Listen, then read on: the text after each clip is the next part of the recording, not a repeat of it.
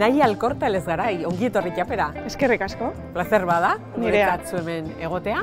Eta lehenbiziko zalantza, hasteko, nola aurkeztu behar zaitut? Guraso, ez dakit oso ondo nola. Nik ere ez. Ez da erresa. Nik gurasotasunean aholkularia esaten dut normalean, orain lan horretara begira nagoelako. Baina agian gehiago naiz emakume, gehiago naiz ama, gehiago naiz euskaltzalea, gehiago agian hortik, ez?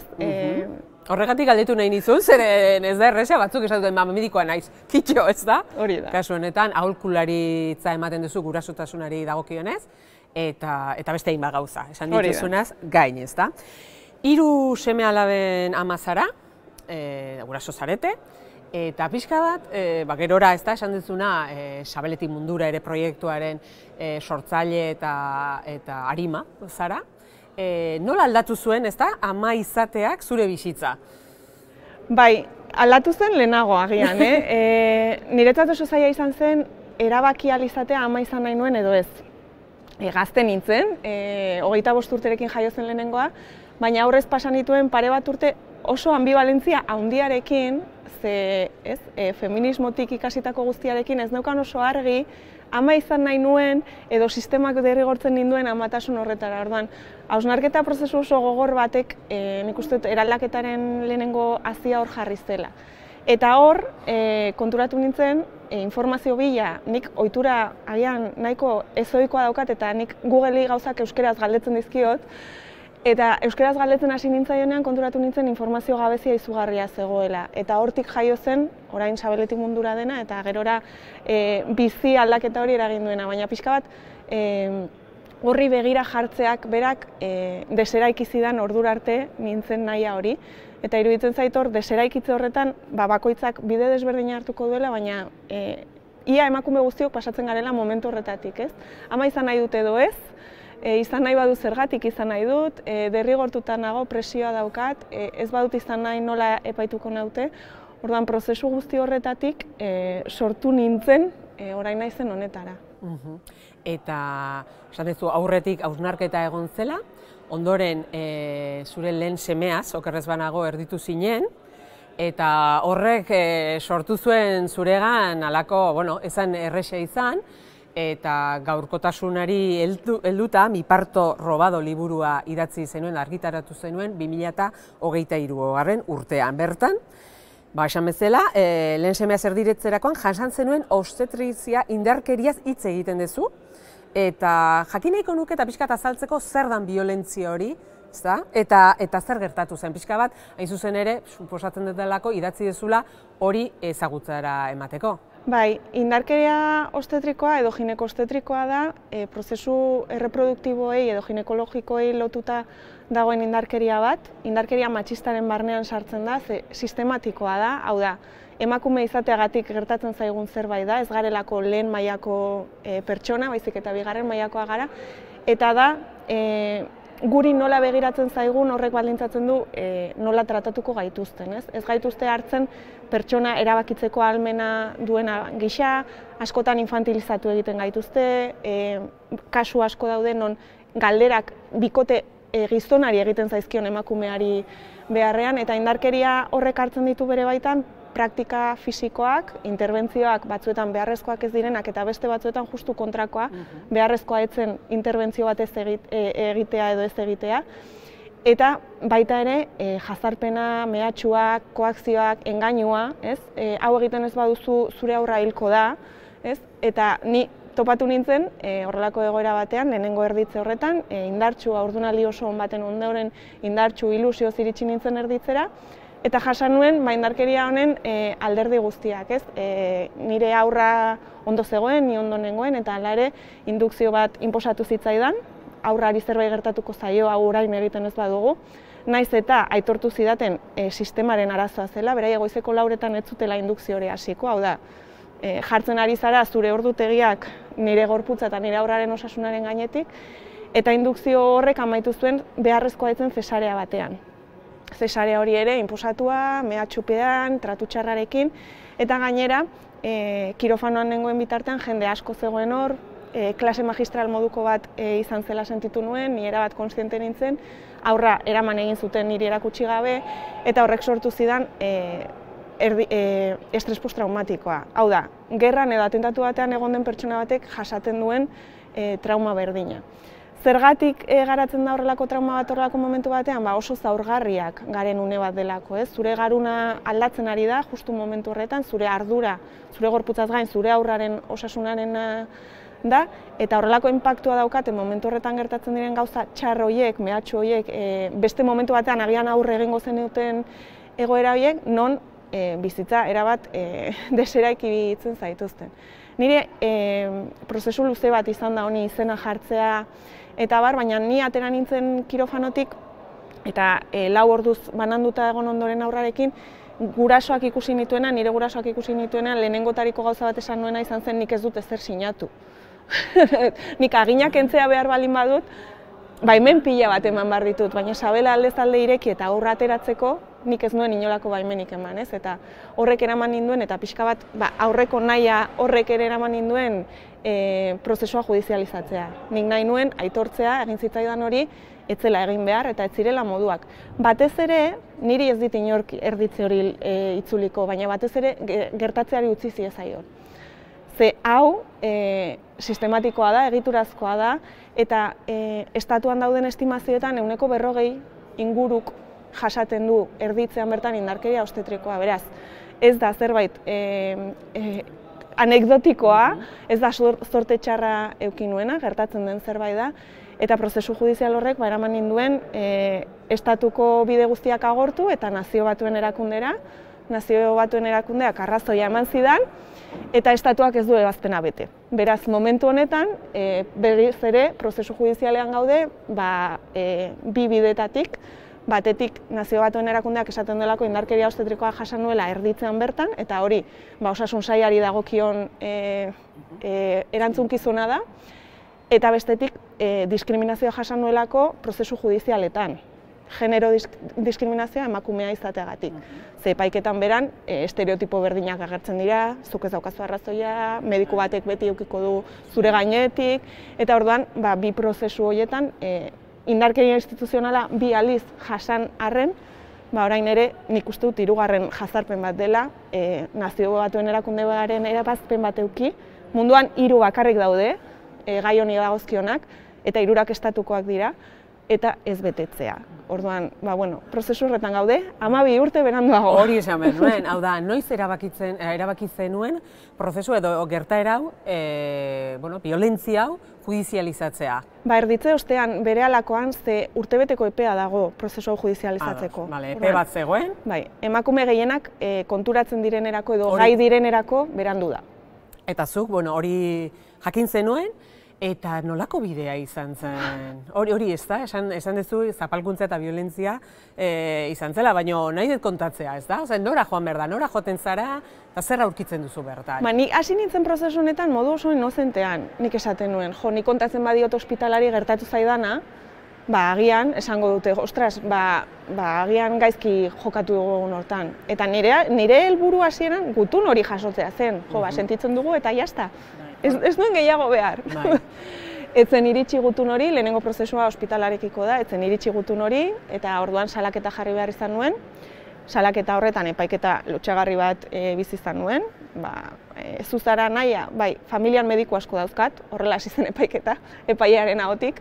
Orduan, ez dago nondik heldu, eta ondoren atera zenean desestimazio hori, jo behar izan genuen estatuko bide desberdinetara, eta guztietan etzen tramitera onartu, etzelako gai garrantzitsu bat estatuarentzat. Horren ostean badator abokatuaren deia esaten duena, ez gara hemen geldituko. Hartuko ditugu 4 kasu normal, ze nire erditzea normala da, erditze normal bat da, esan nahi dut.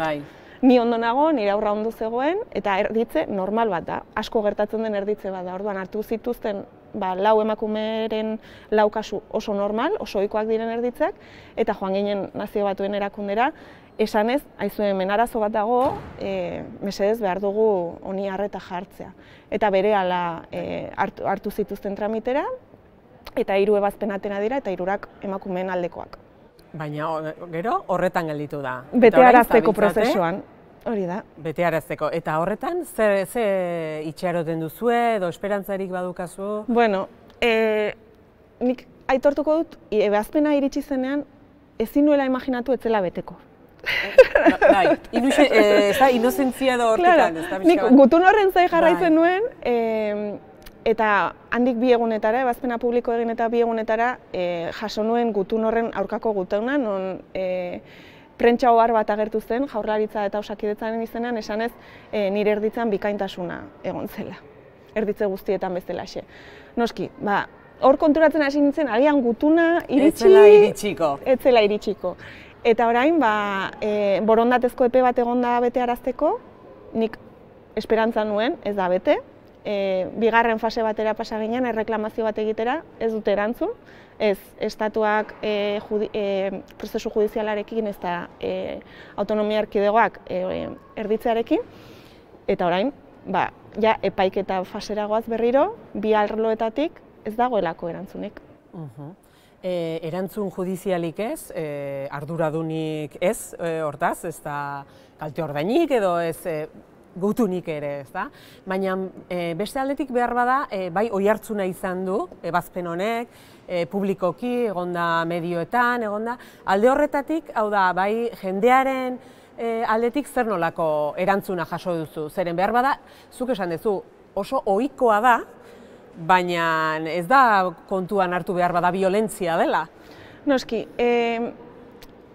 ulertzen dugu tratu txar hori ordaindu behar dugun prezio gisa, ez? Zenbat aldiz joaten gara ginekologora eta ateratzen gara handik lehertuta, beldurtuta, haserre, amorratuta, edo joaten saiatzen gara lagun batekin, edo trapitxeatzen ditugu gure artean ginekologoen kontaktuak, ez? Denok dakigu hori, tratu txar hori hor dagoela eta normala dela. Kontua da, izena jartzen diozunean, izana ere ematen ari zarela, ez? Eta hortarako bai balio izan du, eta nik argi nuen ebazpen hau iristen bazen, naiz eta oso gogorra izan, kontatuko nuela. Ez nuela nahi paper huts batean geratzea, banekielako emakume asko zeudela nire egoera berdinean, eta izugarria izan zen aurpegia eman, eta hurrengo 2 astetan 200 gora emakumeren testigantzak iritsi ziren. Asko, 2-3 egun lehenagokoak, orduan esaten duzu, jo, nire erditzearen hitzez-hitzezko kontakizunean identifikatzen denak, ez da ezer aldatu 11 urtetan, ez da ezer hobetu, eta gainera pandemiak ere eragin zuen oraindik eta apur bat okertzea, ez? Orduan, hori behintzat irabazi dugu, jendeak badaki izena daukala, jendeak badaki ez dagoela bakarrik, ez dagoela zoratuta, ez dela bere errua, ze erruduntasun prozesua ere oso gogorra da, ez? Oso zaila da ulertzea, zaindua izan barzaren espazio batean, tratu txarra jaso duzula. Normalagoa iruditzen zaigu, tratu txar batzuk beste toki batzuetan gertatzea, baina ni ospitale batera joan eta handik txikituta ateratzea eta bizirik eta aurra ere bizirik ateratzea, bainola zer ez da atsegina, eta saiatzen zara bilatzen zure barruan zeren errua den. Hori deseraikitzea kosta egiten da. Orduan, behintzat izena jarri diogu, behintzat emakumeek badakite hori gertatzen dela, errealitate bat dela, ez daudela zoratuta, baina ez dugu amaitu honekin. Hori esan behar nuen, bai, ezagutzen dute, baina ez da ezer egiten, esan nahi dut hori eratzeko, eta hori ze txigarria den, eta ze 3. edo 4. zapalkuntza, ez da, baita ere? Bai, eta gainera batez ere ukazioa dagoelako, ez? Ja ez da ez dela ezer egiten aldatzeko, badaude profesional izugarri onak autokritika hori egin dutenak eta aldatu dutenak beraien praktika, eta oso eskertzekoa da, osea, barrutik lanean dauden profesional oso onak daude, baina adibidez ginekologia elkarteak ukatu egiten du terminoa bera. Eztabaidatzen dute indarkeria obstetrikoa termino egokia den. Claro, terminoa hitz egiten ari bagara, ez gara arazoa hitz egiten ari, eta terminoa 1800 pikokoa da. Orduan, agian badauka nahiko pixu, ez? Orduan, ukazio horrek, nik beti esaten dut, berbiktimizazio bat suposatzen duela. Ze zuri etortzen bazaizu biktima bat, eta askotan emakumeak gai dira bere ginekologoaren gana joan, eta gaizki tratatu ninduzun aurpegira esateko, eta besteak barre egiten du. Hor, beste eraso bat dago, ez? Eta hor iruditzen zait, horregatik oso argi eduki behar dugula, hau dela indarkeria matxistaren beste adierazpide bat, erabat normalizatuta dagoela, eta gainera hain ikusezina dela, biktimak oso bakarrik eta baliabiderik gabe gaudela. Hor, elkartzeko aukerarik edo erabakirik hartu duzue edo... El Parto es Nuestro elkarteak badaramatza 20 urte emakumeak jasotzen, baina egia da Euskal Herri mailan oso inpaktu gutxi daukan elkarte bat dela eta emakume sare txikiak sortzen dira eskualdez eskualde, baina oso zaila da. Ze konturatzen zarenerako bizitzak jan zaitu, ez? Amatasunak irentsi zaitu gertatzen delako, zuk gainera zaintzari begira egon behar duzun une batean. Hori da. Eta erabaki zenuen, 2023an liburu hori argitaratzea, hau da, zergatik erabaki zenu orduan ateratzea, eta zer topatuko dugu bertan? Liburua da kontakizun gordina. Oso gordina, oso pausoz pausokoa, eta iruditzen zitzaidan beharrezkoa zela testigantza orokorrak eta esaldi horietaz gain, ematea baliabidea non sartuko zaren pertsona hori sentitzen ari den horretan, ez? Eta uste dut hori lortu duela, behintzat irakurri dutenek hori esaten dute, ez? Ostras, gelditu behar izan naiz momentu askotan eramaten ninduelako, ez? Orduan, hori iruditzen zait beharrezkoa dela, ze askotan hitz egiten dugunean gauza hauetaz, esageratua zera, ez? Ez zen hainbesterako izan. Egiten batek pasa duten hori eta... Bai, eta, ondo zaudete, ez kejatu, ez? Umearekin etxera joan zara. Orduan, horri aurre egiteko iruditzen zait interesgarria dela bizipen hori benetan kontatzen duen, osori kontatzen duen espazio hori sortzea. Eta gero, badauka bigarren atal bat non kontestualizatzen duen indarkeria obstetrikoa, daukagun sistema, eta pixka bat arrazoitzen duen zergatik den hau garrantzitsua eta zergatik heldu behar zaion hau momentu honetan. Zer nolako harrera izaten ari da? Gazi gozoa. Ez da liburu bat oparitzeko edozein pertsonari, edozein momentutan, ez? Baina egia da, iristen ari dela biktima izan diren askorengana. Nik nahiko nuke iristea biktima izan ez diren hoiengana. Aurretik, ez da? Prebentzio bezala eta indarkeria hau eragiten dutenengana. Horietako batek irakurri eta esaten badu, ostras, agian hau aldatuko banu, ez edo gauzak egin beharran galdetu egingo banitu, baina emakume asko salbatuko lirakelako indarkeria honetatik. Aipatu duzu, Mi Parto Robado izena du liburuak, baina baita ere elkarte bat esan duzu edo Elkartea El Parto es Nuestro. El Parto es Nuestro hori da, dela, eta liburua ere gazteleraz atera da. Bizka pentsatzen dut, estatu mailako elkartea delako edo horrelako... Bai, liburua gazteleraz atera da, batez ere, ebazpenak betearazteko ardura daukatenek estatuari dagozkion ardurak direlako, Nazio Batuen erakundeak eskatzen diolako estatuari, eta iruditzen zitzaidalako, izan zitekela beste tresna bat hutsune hori betetzeko. Eta behin, liburuarena pixka bat alde batera utzita, zeren aurretik Sabeleti Mundura proiektua badago, edo beste zerbait komentatu bezu, lasai komentatu noski. Esan dezu, aipatu dezu, ez da informazio bila hasi zinenean gurasotasunaz edo amatasunaz edo, euskeraz ez egoela askorik, eta hori izan zen arrazoi nagusia? Sabeleti Mundura sortzeko? Bai, eta hasierako Sabeleti Munduraren jatorria blog bat zen, nire kontakizunarena, eta gero webgune bihurtu zen, eta webgunean evidentzian oinarritutako informazioa dago, eguneratzen saiatzen naiz, eta pixka bat da, baliabide hori Googleri beste norbaitek euskeraz galdetzen badio, erantzuna euskeraz ere jaso dezan. Niretzat bai izan zen oso garrantzitsua, amatasunarekin neukan harreman hori euskeratik eraikitzea ere, bai.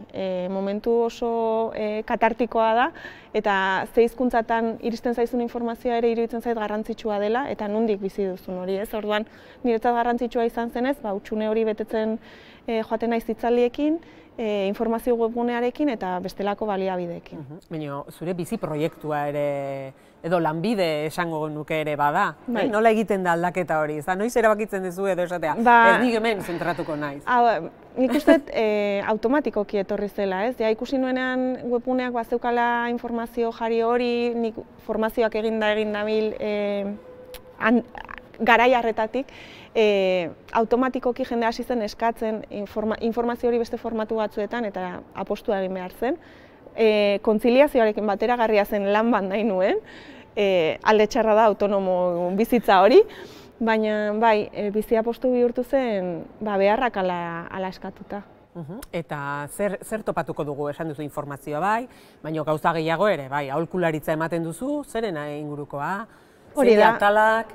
Haurdunaldia aurretik hasi, hau da, izan edo izan horretatik hasi, eta gero haurdunaldiari, erditzeosteari, edoskitzeari, soinean eramateari, haurraren loari buruzko informazioa dago, eta gauza berdinak eskaintzen ditut zerbitzuetan, hitzaldiak eskaintzen ditut herriz-herri, eta etxez etxeko aholkularitza pertsonalizatuak ere bai, ez? Non ama horri edo familia horri entzun, espazio aske bat eskaini eta informazioa eskaintzeko aukera ematen didan.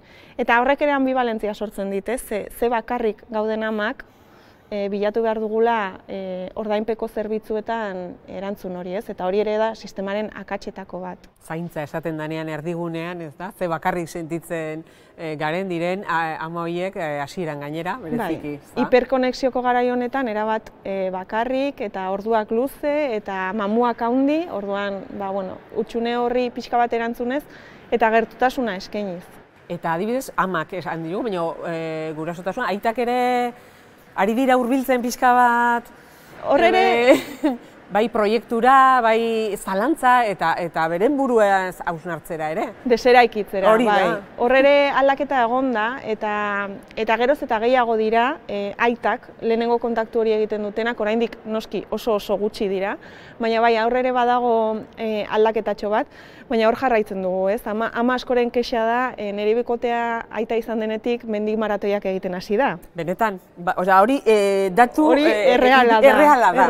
Ez da txiste bat guk esaten duguna edo. Ez, gaur bertan aholkularitza batean atera den gai bat da, eta zergatik gertatzen den hori, ez? Eta hor gaude, asko hitz egiten dugu korrespontsalitateaz, ardurak banatzeaz, baina gero denok deseraiki behar gara, eta denok sortu behar dugu espazio berri bat, eta ez da erresa. Gurasotasuna sistema honen barruan oso zaila da, ez dago laguntzarik, ez dago gurasotasun baimen nahikorik, ez dira zaintzen amak, ez dira zaintzen aitak, eta hortaz bakoitzak egiten du alduena, ez? Baina bai, oso urrun gaude berdintasun errealetik. Behar bada, beraiek ere gainera sistemak eskatzen dienetik ere hemendik oso urrun gelditzen direlako, ez da? Beraiek ere bakarradade horretan norbaitek ere nahiko balu ere, sistemak ez die hori babesten, edo ez dute hori babesten. Ez du hori babesten, baina aldi berean aita batek umeak eskolara eramaten baditu, da padrazo. Hori...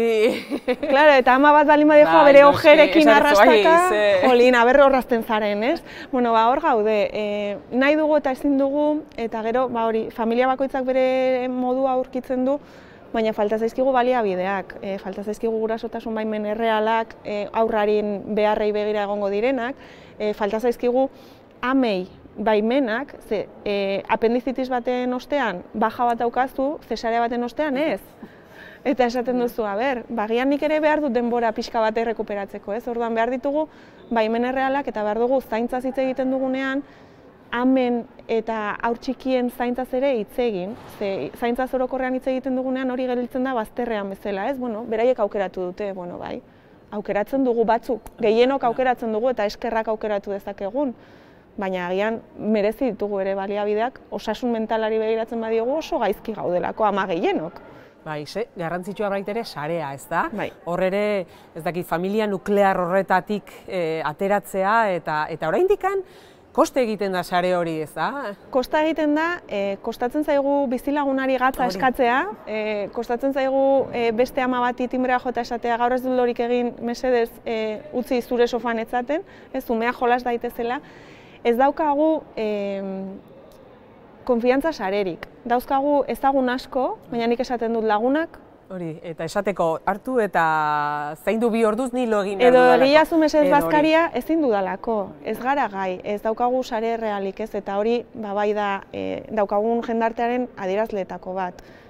Jende asko ezagutzen dugu, baina behar dugunean bakarri gaude. Proiektu hau, dagoeneko aipatu duzu, feminismoak ere gurutzatzen duela, ez da, ze garrantzitsua da, zuk esan zenuen, ez da, erabaki hura hartzetik, sabeletik mundura ere hori nabarmentzen da, ez da? Bai, iruditzen zait, ez baditugu gauzak feminismotik egiten, hobe dela ez zer egitea.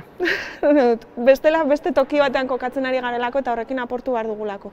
Eta noski, horrek ere azkura egiten du, ez? Zuk aipatu duzu aitak, ez? Eta aita bati esaten diozunan, aizu, eta noiz garbitu duzu komuna azkenekoz, batzuk erasotuak sentitzen dira. baina eske agian zure bikotea titia ematen dago eta zuri komuna garbitzea tokatzen zaizu, ezin duzulako titia eman, ez? Baina, karo, nahi dugu bakarrik gauza onak. Bueno, pues, hortaz ere hitz egin behar dugu, ez? Eta ama askok sentitzen dute, feminismotik datozen ama askok sentitzen dute, ama izan ondoren ez daukatela tokirik. Ez dakitela feminista izaten ama izan da, ama izatea erabaki dutelako, ez? Eta hori iruditzen zait oso arazo handia dela. Hortaz, Amatasunak podcastean pertsona desberdinekin hitz egin izan dugu, eta guztiak ados daude, ez? Ama eta feminista izan daiteke, ez dira eskluienteak, ama eta feminista asko gaude, bakoitzak gure erara egiten ditugu gauzak, baina egunero saiatzen gara mundua aldatzen, gure hazkuntza horretan azitxoak erneiten urrengo belaunaldiak beste modu batera izan daitezen, ez? Eta orduan, niretzat oso mingarria da entzutea ama batzuk sentitzen direla feminismoak epaituak, ez? Claro, eske titia ematen balin badezu zer nahi dezu. Edo, claro, eske biberoia ematen balin badezu hori kapitalista da. Eta, noski, berdin du zera bakitzen duzun, epaitua izango zarela, ez? Jolin, utzi ditzagun amak pakean, mesedez. Nahikoa egiten du kuleroa jantzi baditu. Hori, eta ez baditu jazten, eta buruan jazten baditu ere, ongi dago. Ongi dago. Osea, ez diogu egunero eskatuko kulero garbia jaztea, ez? Orduan, goazen saiatzera benetan balioa ematen, eta niri iruditzen zait, ama sujetu politiko bezala ere aitortu behar dugula. Beste sujetu politiko guztien maila berean, inondik ez gainetik, baina egia da, behar desberdin batzuk sortzen direla bizitzaren etapa horretan eta garrantzitsua dela horietaz ere hitz egitea, noski. Denbora azkar pasatzen ez zaigu, baina azkeneko galdera bat egin nahiko nizuke, eta da, ea zein erronka dituzun eskuartean. Bueno, bizirautea. Hori da. Erronka... Zan dugu, kulero jantzi eta nahikoa bada. Kulera jaztea lortzen badut egunero 3 umerekin, nila pozik. Aurrera jarraitzea eta pixkat bideak eramango nau beharren arabera. Egia da nik eraldaketa bizitzen ari naizela, ez? Aurren erabezaroa ja etxean sartzen ari delako, baina aldi berean 3 urteko umearekin etapa oso desberdinetan nagolako, baina iruditzen zait orain duela 10 urte baino bakarrik hago zeudela amak eta hortan badaukagula lana eta oraingoz behintzat esperantza hor jarraitzeko kuleroa jantzita. Zure aletxo ez, alea handi horrekin, agurtu zaitut, eskerrik asko, Naia. Zuri doia. Plazer bat izan da, zurekin hitz egitea eta laster arte. Eskerrik asko. Vale. Eta batzu grasi buelta eta zin zairatzen. Vale? Ez dakit irakurtzen.